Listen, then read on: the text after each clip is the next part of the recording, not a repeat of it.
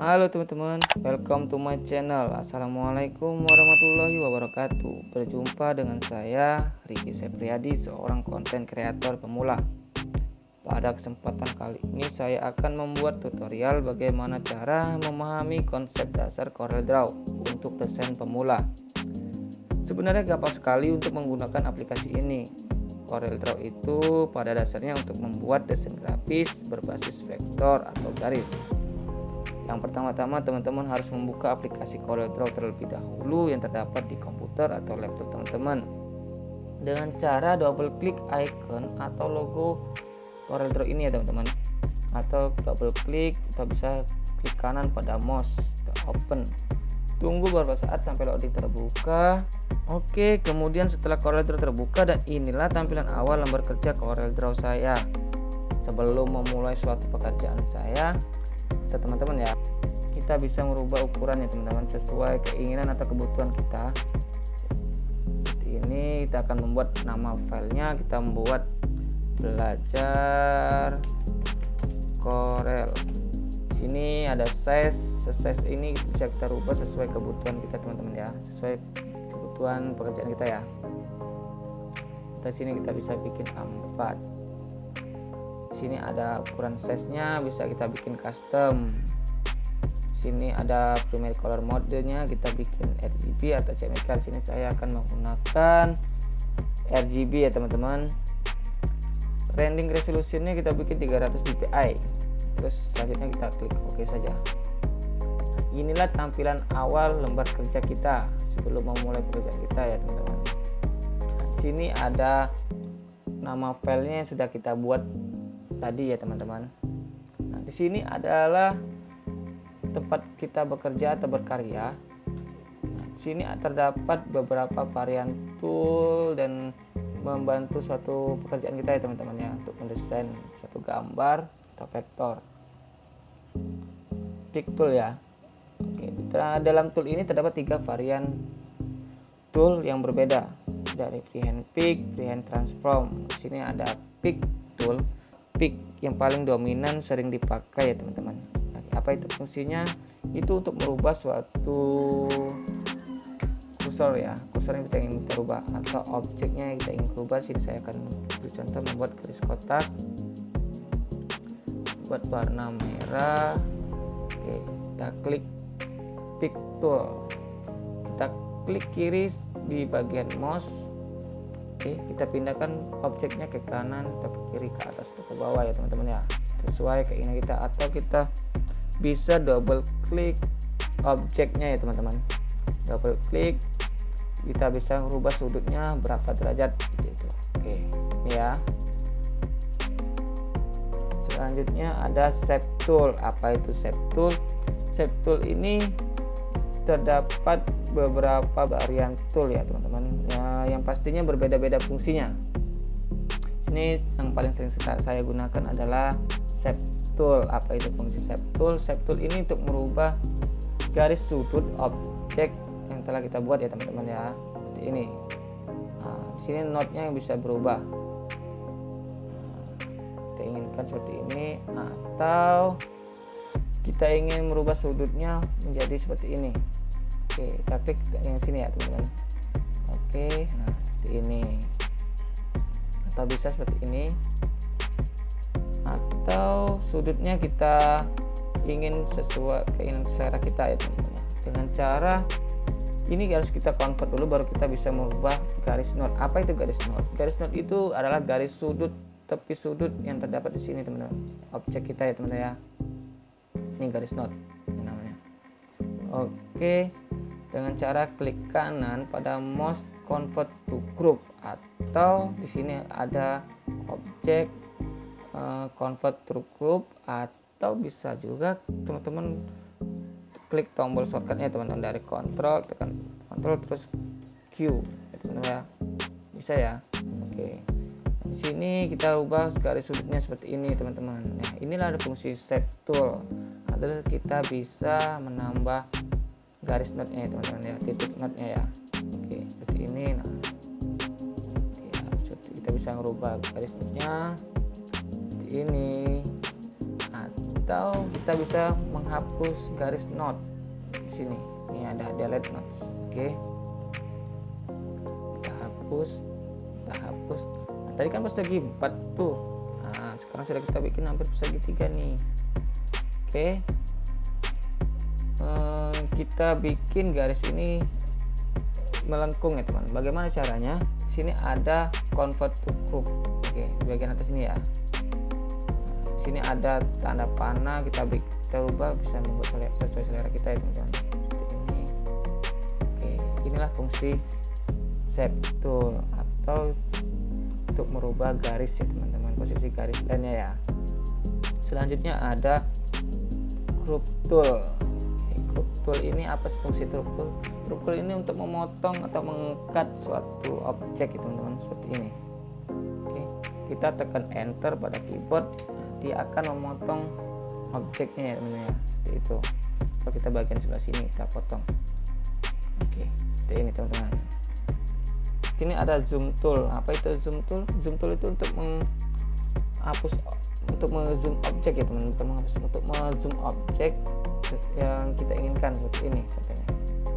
Oke, dia mau memfokuskan ke objek yang kita inginkan seperti itu. Nah, sekarang kan lebih memudahkan kita untuk bekerja itu di bagian mouse bisa kita scroll tuh teman-teman.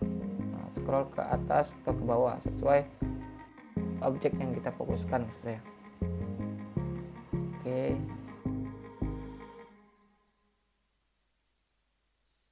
Selanjutnya ada dalam tool ini terdapat pan. Apa itu pan?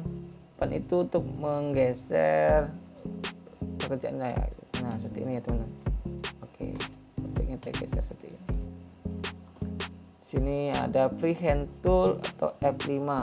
Sini ada freehand tool. Apa itu freehand tool?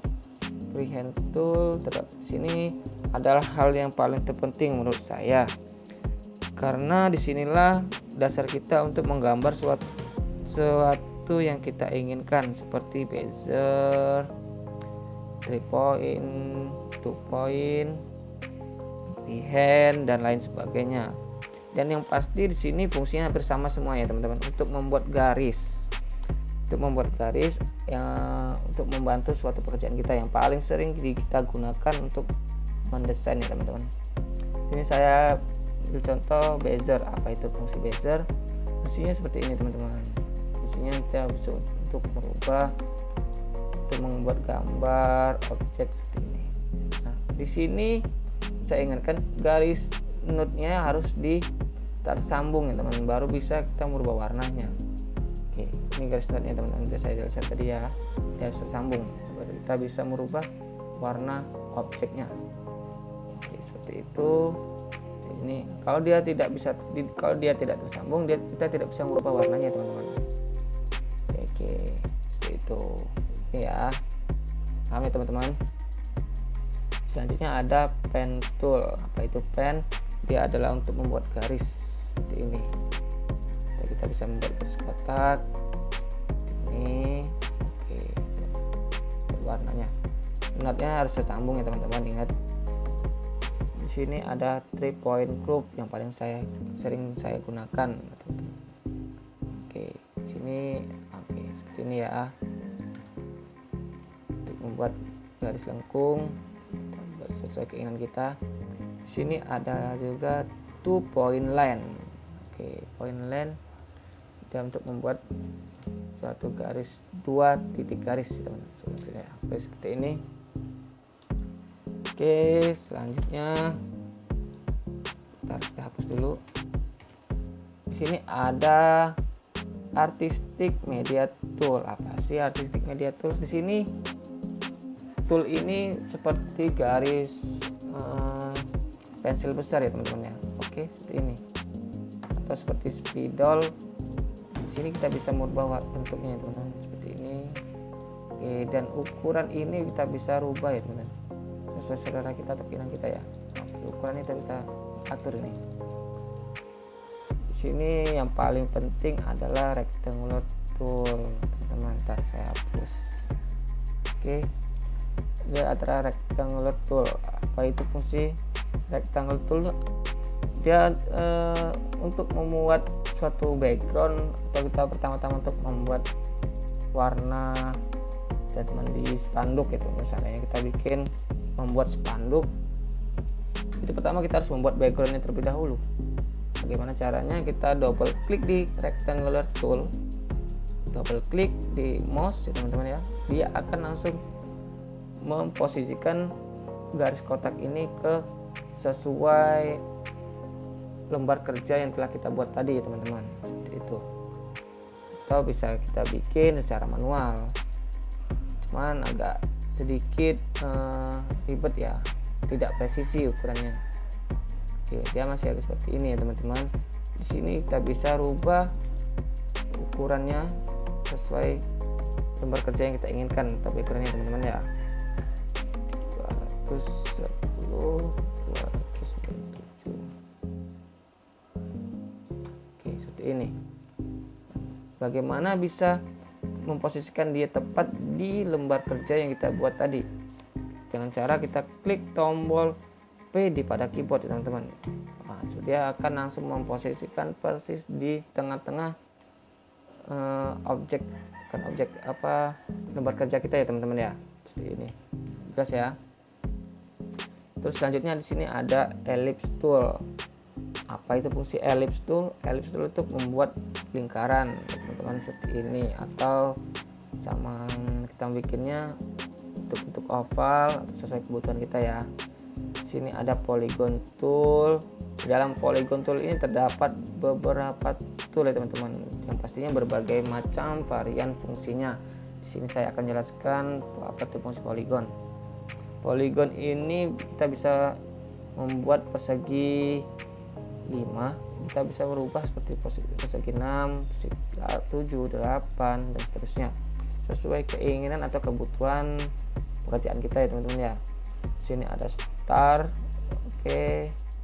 Di sini ada, kita coba yang banner shape ya, oke. Nanti teman-teman bisa coba-coba sendiri ya, di belajar di CorelDRAW teman-teman ya. Di sini ada banner, nah, seperti ini, bisa membuat kita ya. Di sini ada perfect tool, kita bisa rubah, ada beberapa pilihan nih, oke. Ini bisa kita rubah warnanya teman-teman ya, seperti ini teman-teman. Oke, kita bisa merubah warnanya seperti itu. Selanjutnya ada text tool, hapus dulu. Text tool, oke, apa itu text tool? Kita bisa membuat tulisan belajar Corel seperti ini contohnya. Kita ubah fontnya, oke, seperti ini. Nah, di sini kita bisa berubah ukuran font ya teman-teman, oke, seperti ini, sesuai kebutuhan kita ya. Kita ubah warnanya hijau atau merah seperti ini. Ada drop shadow. Apa sih drop shadow? Drop shadow itu untuk membuat banyak suatu warna bayangan di objek ya teman-teman ya, seperti ini contohnya. Oke, sini bisa kita rubah warna hijau seandainya, oke, seperti itu. Di sini ada counter, blend, distort, flop dan seterusnya. Di sini kita coba yang blend ya teman-teman. Apa itu fungsi blend? Fungsi blend tool itu kita coba membuat contoh garis kotak. Oke, selanjutnya kita bikin garis kotak warna berbeda warna ya. Di sini kita coba blend ya teman-teman. Oke, kotak pertama kita drag ke kotak kedua, dia akan menjadi seperti ini teman-teman. Bisa paham ya, dia akan menyatu teman-teman. Nah, garisnya dia menyatu. Bagaimana cara kita untuk memisahkan kembali objek yang pertama dan kedua tadi? Dengan cara klik kanan pada mouse, kita klik break blend group apart, atau Ctrl K pada keyboard. Dia akan terpisah seperti ini teman-teman. Nih, oke ya, bisa ya. Nah, di bagian tengah ini blendnya tetap masih nyatu nih. Bagaimana cara kita untuk memisahkan objek ini?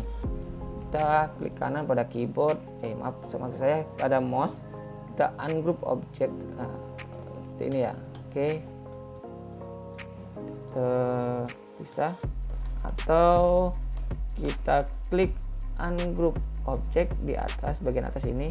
Oke, atau Ctrl U pada keyboard ya, ungroup seperti itu. Bisa ya. Sini ada transparency tool. Apa sih transparency tool? Transparency tool itu untuk membuat objek itu transparan ya teman-teman ya, atau membuat transparan pada objek. Kita coba sini warna merah, kita buat transparan kayak seperti ini. Nah, kita bisa atur transparannya sesuai keinginan atau kebutuhan kita ya. Bisa diperjelas ya. Oke teman-teman ya. Oke, atau bisa bagian sudut tertentu yang ingin kita transparansi atau transparan seperti ini contohnya. Oke, ini semua fungsinya bisa sesuai kebutuhan kita teman-teman, untuk membantu mempermudah pekerjaan kita untuk membuat desain grafis seperti vektor, gambar, pop art atau lain sebagainya, atau undangan, banner, dan lain sebagainya ya teman-teman ya. Sini ada color eyedropper tool. Kita coba bikin garis kotak dulu terlebih dahulu dengan berbeda warnanya teman-teman ya. Oke, hijau. Nah, di sini fungsi dari color eyedropper tool, dia untuk mengcopy suatu warna ke warna yang lain. Seperti ini contohnya. Saya akan copy warna merah ini ke warna hijau ya teman-teman ya. Oke, nah seperti ini. Dia akan menyamain jadi warna merah. Oke, nah untuk bagaimana untuk kita merubahkan garis line ini teman-teman. Nah, apa itu garis line? Garis line itu adalah garis outline yang terdapat di objek yang sudah kita buat teman-teman ya. Atau itu kita coba ubah warna merah ya, garis hitam ini outline-nya. Oke, seperti ini ya. Bisa teman-teman ya. Nah, begitu saja teman-teman ya. Terpenting untuk belajar CorelDRAW itu harus ada kemauan, ketekunan, ulet. Kalau teman-teman bersungguh-sungguh, insya Allah pasti bisa menguasai CorelDRAW ini. Yang penting harus banyak-banyak latihan ya teman-teman ya.